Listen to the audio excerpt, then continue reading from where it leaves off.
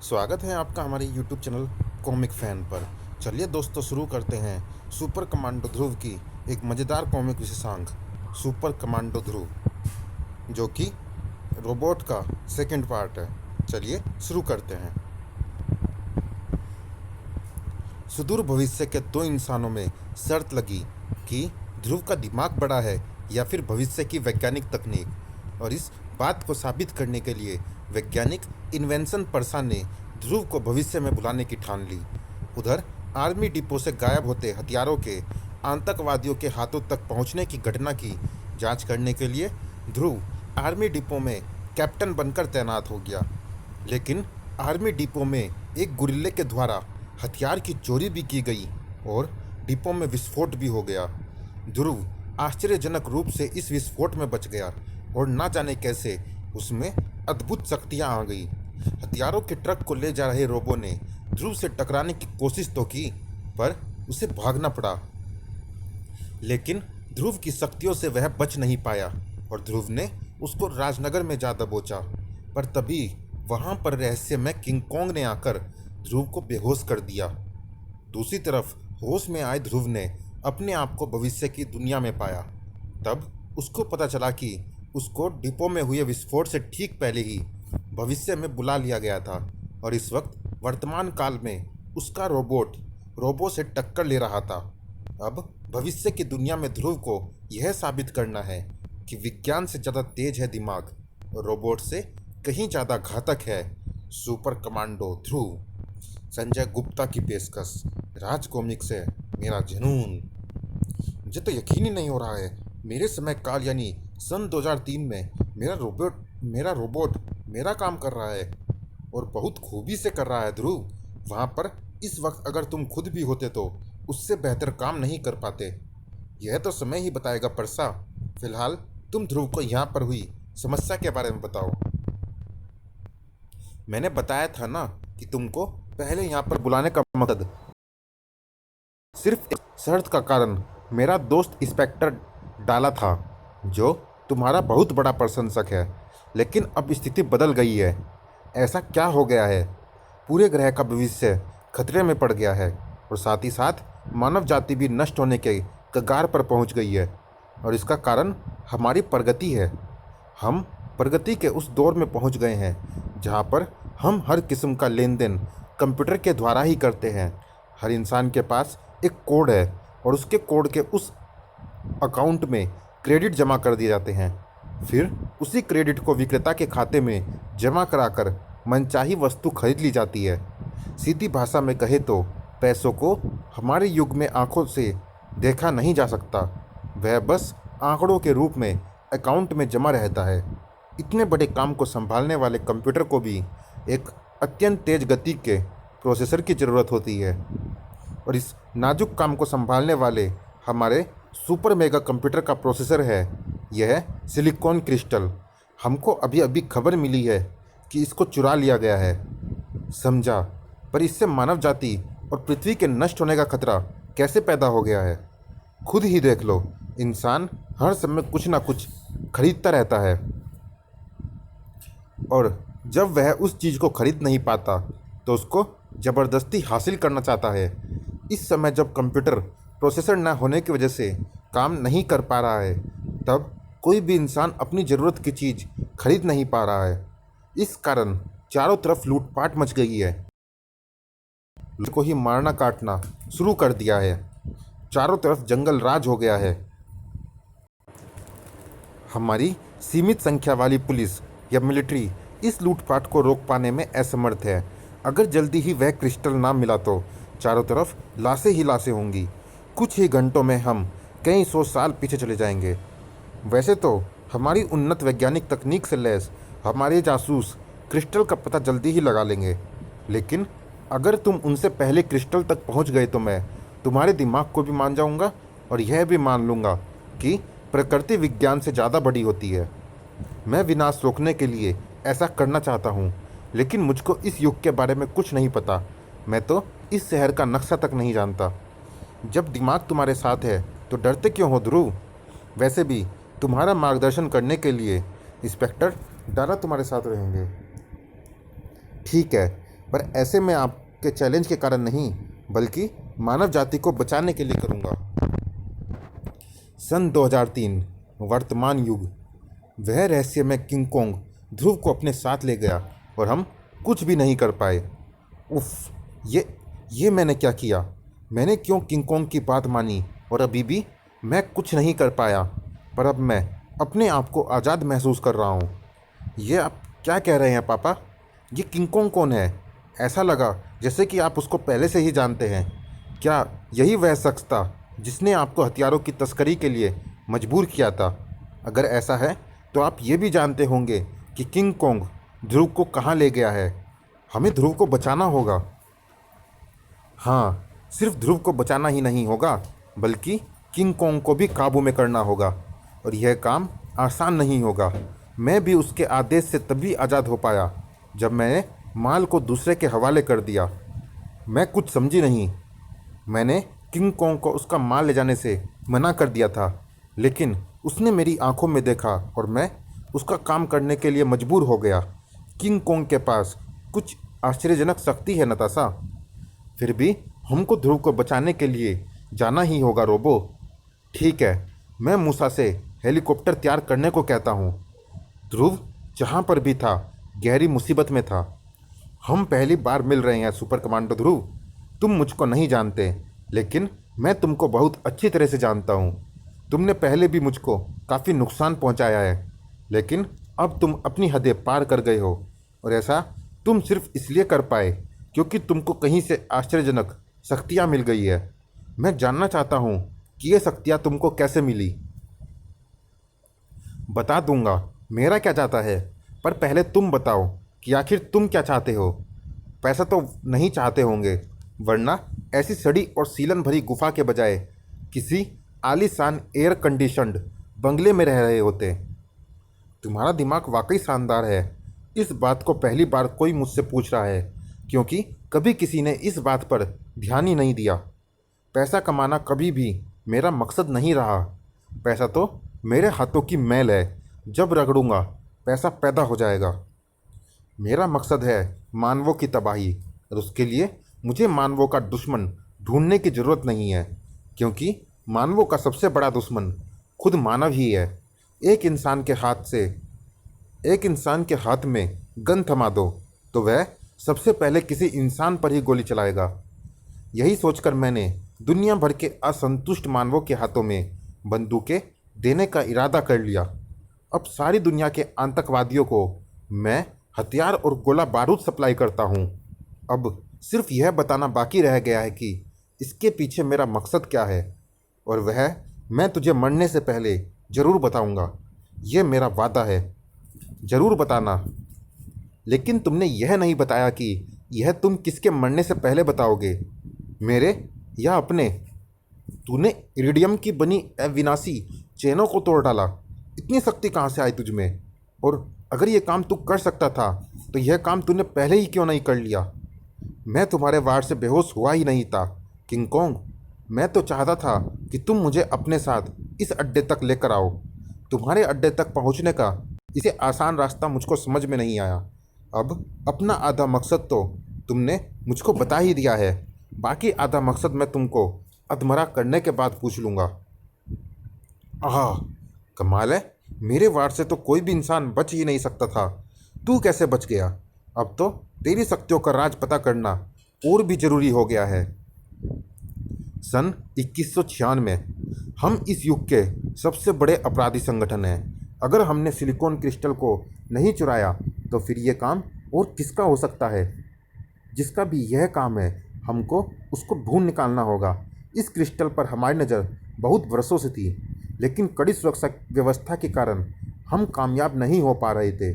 अब जबकि इस क्रिस्टल को सुरक्षा घेरे से निकाल लिया गया है, तब हमें उसको हासिल करना ही होगा।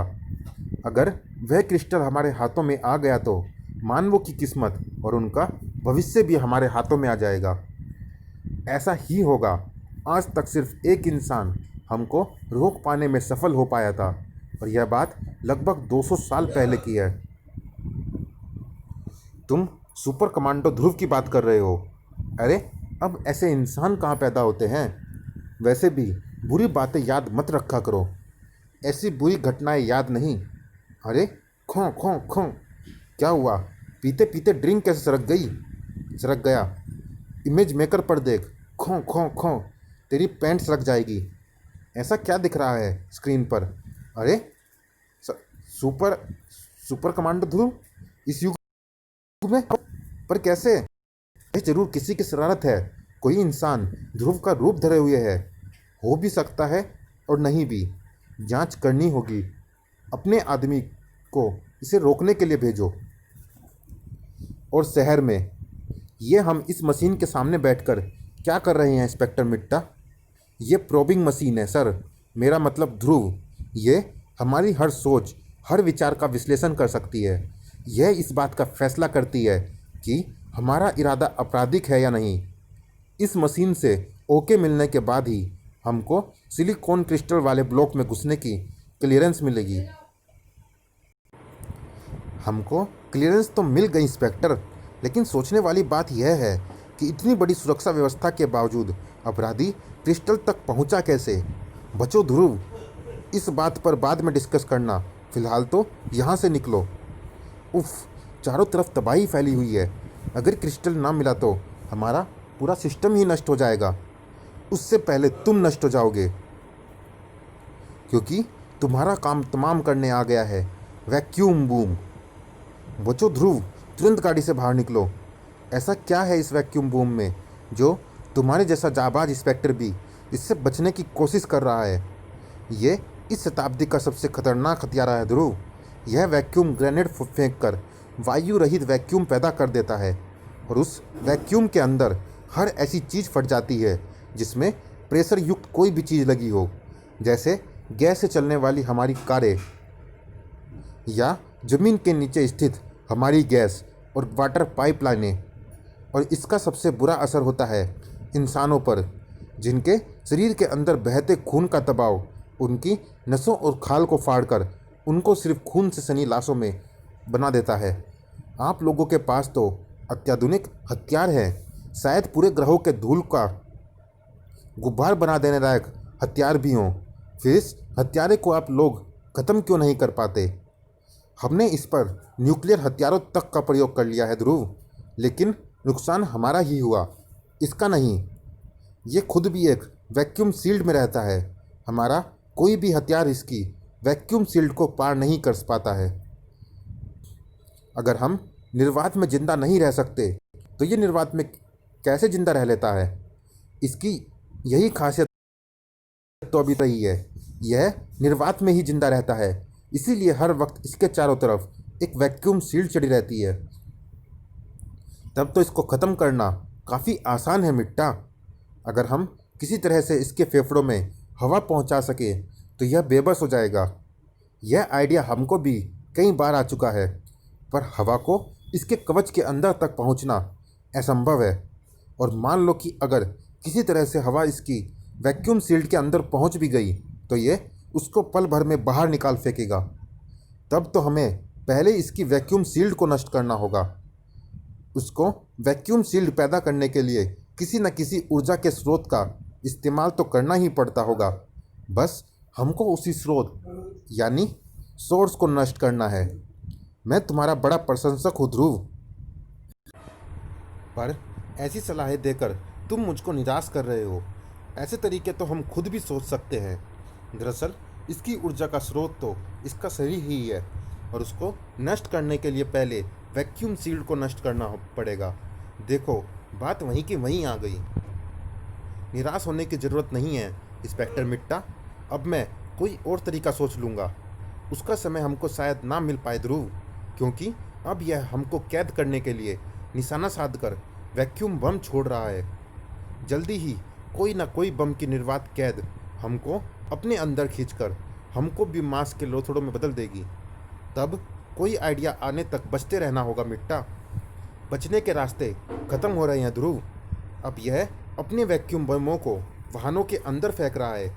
अब वैक्यूम बम कारों को अंदर से फाड़ेगा और घातक नुकीले धातुई टुकड़े चारों तरफ हवा में उड़ेंगे, और कोई ना कोई टुकड़ा हमको अपना निशाना बना ही लेगा। आह, मिट्टा, उफ, मिट्टा बेहोश हो रहा है। अब तो मुझे बचाना तो दूर, सलाह देने वाला भी कोई नहीं है। उफ, वैक्यूम बमों के निशाने मेरे पास आते जा रहे हैं। ध्रुव ने बचने की कोशिश तो भरपूर की, लेकिन वैक्यूम के बढ़ने की गति बहुत तेज थी।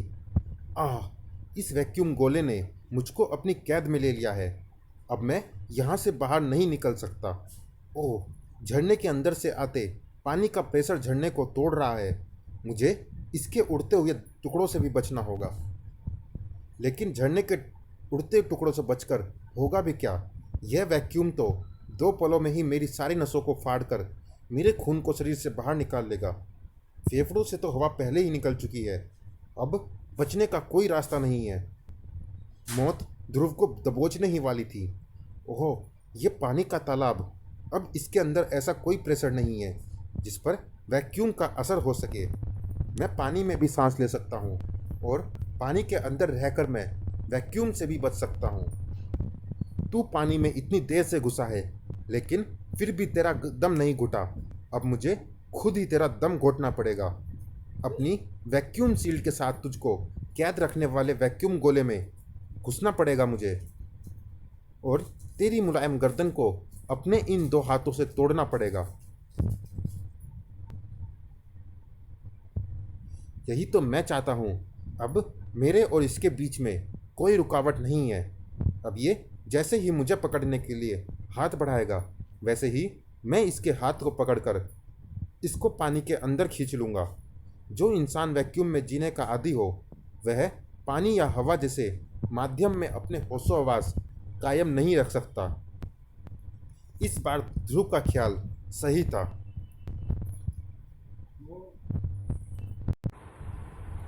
पानी वैक्यूम बम का दम घोट रहा था। आह, गड़म! ये पानी मेरे होश छीन रहा है और मुझे अपनी वैक्यूम शील्ड को फिर से बनाने का मौका नहीं दे रहा है। आह, गड़म! जैसे जैसे वैक्यूम बूम के होश गायब होते गए, वैसे वैसे ही उसके शरीर की ऊर्जा से चलने वाली उसके वैक्यूम बमों की निर्वात कैद भी कमज़ोर पड़ने लगी, और जल्दी ही बाहर के वायुमंडल के दबाव ने वैक्यूम गोले को भेदना शुरू कर दिया। आह, अब मैं सांस ले सकता हूँ। नसों पर खून का बढ़ता दबाव भी खत्म हो गया है। यानी मैं जीत गया हूँ और वैक्यूम बूम हार गया है। कमाल कर दिया तुमने ध्रुव। जिस पर न्यूक्लियर हथियार तक बेअसर रहे, उसको तुमने पानी पिला पिला कर हरा दिया। पहले मैंने तुम पर शक किया था, अपने भगवान पर शक किया था। उसके लिए मुझे माफ़ कर देना प्लीज़ इंस्पेक्टर। ऐसी बातें कहकर मुझे शर्मिंदा ना करें। सबसे पहले तो हमको इस गुत्थी को सुलझाना होगा कि इस युग में आपके अलावा ऐसा और कौन है जो मुझको सिर्फ जानता ही नहीं है, बल्कि उसको मुझसे खतरा भी है। वरना वह मुझको मारने के लिए इस शताब्दी के सबसे खतरनाक हत्यारे को ना भेजता। तुम तो उस बीते ज़माने की याद हो ध्रुव, जिसको आज के इंसान कभी के भूल चुके हैं। समझ में नहीं आता कि आज के युग का इंसान प्राचीन युग के किसी इंसान से क्यों डरेगा। समझना तो पड़ेगा इंस्पेक्टर। फिलहाल हमको क्रिस्टल की चोरी वाले घटना स्थल पर चलना चाहिए। शायद वहाँ पर हमको कोई ऐसा सबूत मिल सके जो हमको उस इंसान या कहो शैतान तक पहुँचा सके जिसने मुझ पर हमला करने की कोशिश की थी, क्योंकि मुझे लग रहा है कि इन दोनों घटनाओं के पीछे एक ही शख्स का हाथ है। ऐसा ही होगा ध्रुव। वह तुमको क्रिस्टल ढूंढने से रोकना चाहता होगा, वरना तुम पर कोई भी भला हमला क्यों कराएगा। जल्दी ही ध्रुव और इंस्पेक्टर डाला घटना स्थल पर थे। यहीं पर क्रिस्टल रखा हुआ था ध्रुव, कुछ घंटों पहले तक। तुम तो कह रहे थे कि यहाँ पर बड़ी कड़ी सुरक्षा व्यवस्था है, पर यहाँ तो ना कोई पहरेदार है और ना ही अलार्म सिस्टम। इस युग में उनकी ज़रूरत है भी नहीं ध्रुव। क्रिस्टल तक पहुँचने के लिए हमको सबसे पहले अपनी क्लियरेंस चिप को इस स्कैनर में डालना होगा, और जैसे ही स्कैनर चिप को स्कैन करेगा, दीवार में बना यह खांचा खुल जाएगा। एक क्लियरेंस कार्ड से एक ही खांचा खुलेगा। तुमको भी अपने कार्ड से एक खांचा खोलना पड़ेगा, और फिर इस खांचे में खड़े हो जाने पर इसमें लगी चलित बेल्ट हमको अंदर लगी एक लिफ्ट तक ले जाएगी। और जल्दी ही अब हम लिफ्ट के अंदर आ गए हैं ध्रुव। यहाँ पर मुझको अपना पुलिस बैच का कोड डायल करना पड़ेगा। तब ये लिफ्ट चलेगी। तब तो हमको यह भी पता चल सकता है कि क्रिस्टल की चोरी से ठीक पहले यहाँ पर कौन कौन आदमी आए थे। वह लिस्ट हमने पहले ही निकाल लिया ध्रुव। उन सभी लोगों की छानबीन पुलिस के डिटेक्टिव कर रहे हैं, लेकिन ऐसा अभी तक कोई भी ऐसा आदमी नहीं मिला है जिस पर शक किया जा सके।